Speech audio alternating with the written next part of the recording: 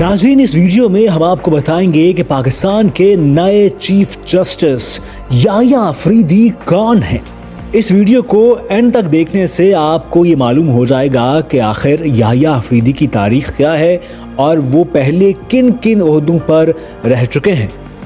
تو جناب صدر پاکستان آصف علی زرداری نے جسٹس یحییٰ آفریدی کی بطور چیف جسٹس سپریم کورٹ تعیناتی کی منظوری دے دی ہے۔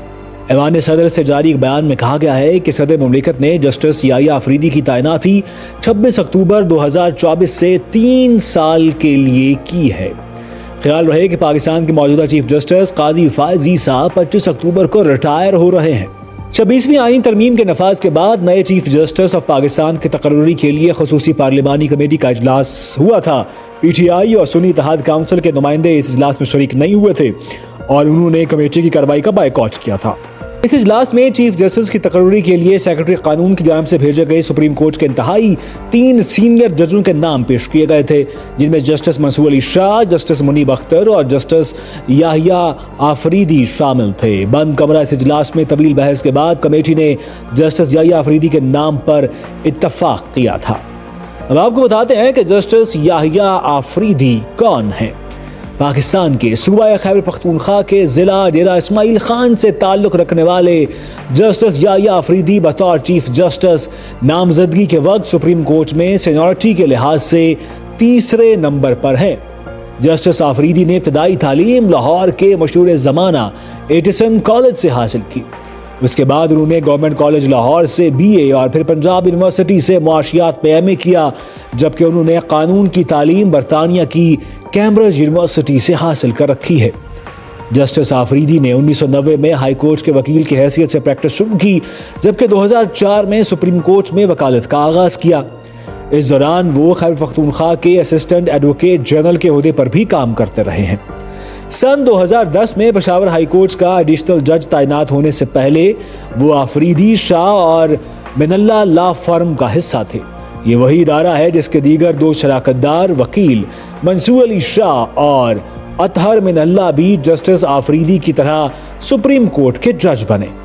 سن 2012 میں جب جسٹس آفریدی کو پشاور ہائی کورٹ کا مستقل جج تعینات کیا گیا تو انہوں نے اس لا فرم سے علیحدگی اختیار کر لی تھی۔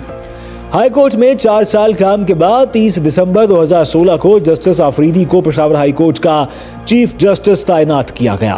پشاور ہائی کورٹ میں 6 برس کا عرصہ گزارنے کے بعد 28 جون 2018 کو انہیں سپریم کورٹ کا جج تعینات کیا گیا۔ جسٹس یحییٰ آفریدی نے موجودہ چیف جسٹس قاضی فائز عیسیٰ کے خلاف دائر صدارتی ریفرنس میں قاضی فائز عیسیٰ کی درخواست کو مسترد کیا تھا، تاہم حال ہی میں وہ چیف جسٹس قاضی فائز عیسیٰ کے ساتھ ان 4 ججوں میں شامل تھے جنہوں نے مخصوص نشستیں پاکستان تحریک انصاف کو الاٹ کرنے کے فیصلے کی مخالفت کی تھی۔ یحییٰ آفریدی از خود نوٹس کے معاملے پر ایک الگ نقطہ نظر رکھتے ہیں۔ سن 2018 میں اس وقت کے چیف جسٹس میاں ثاقب نثار کے دور میں جب جسٹس یحییٰ آفریدی کو سپریم کورٹ کا جج مقرر کیا گیا تو اگلے ہی روز چیف جسٹس میاں ثاقب نثار نے ایک واقعے پر از خود نوٹس لیا اور اس 3 رکنی بینچ میں جسٹس یحییٰ آفریدی کو بھی حصہ بنا دیا۔ تاہم جسٹس یحییٰ آفریدی نے یہ کہہ کر اس بینچ میں شمولیت سے انکار کر دیا کہ ان کا از خود نوٹس سے متعلق اپنا نقطۂ نظر ہے۔ جسٹس یحییٰ آفریدی پریکٹس ایکٹ کے علاوہ سابق وزیر اعظم ذوالفقار علی بھٹو کے صدارتی ریفرنس کی سماعت کرنے والے لارجر بینچ کا بھی حصہ تھے۔ جسٹس یحییٰ آفریدی کی عمر اس وقت 59 سال ہے اور چیف جسٹس کے طور پر نام کی منظوری ہونے پر انہیں ریٹائرمنٹ کی مقررہ عمر تک پہنچنے سے 3 برس قبل ہی ریٹائر ہونا پڑے گا۔ اس کی وجہ 26ویں آئین ترمیم ہے جس میں یہ کہا گیا ہے کہ ملک کے چیف جسٹس کا تقرر 3 سال کے لیے ہوگا اور یہ مدت مکمل ہونے کے بعد اس چیف جسٹس کو ریٹائر ہی سمجھا جائے گا، چاہے وہ 65 سال کی عمر کو بھی نہ پہنچا ہو۔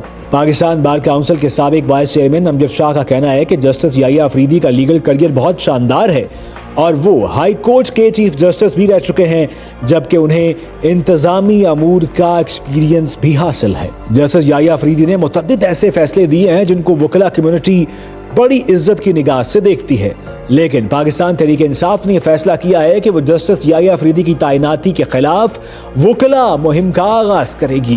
اب دیکھتے ہیں کہ اس مہم کا کیا بنتا ہے۔ یاد رہے کہ پاکستان کی تاریخ میں پہلی مرتبہ پارلیمانی کمیٹی کے ذریعے ملک کی سب سے بڑی عدالت یعنی سپریم کورٹ کے چیف جسٹس کا انتخاب کیا گیا ہے۔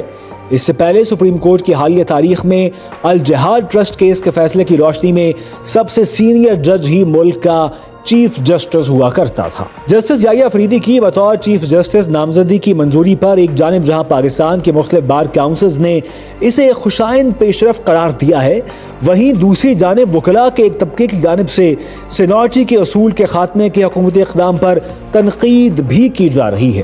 اس لیے ہم کہہ سکتے ہیں کہ اس حوالے سے ملا جلا فیصلہ ہے۔ اب دیکھنا یہ ہے کہ جسٹس یحییٰ افریدی پاکستان کے کیسے چیف جسٹس ثابت ہوتے ہیں۔ کیا وہ پاکستان کی سیاسی اشرافیہ کے علاوہ عام آدمی کے لیے بھی ریلیف مہیا کر پائیں گے؟ اس کا فیصلہ وقت ہی کرے گا۔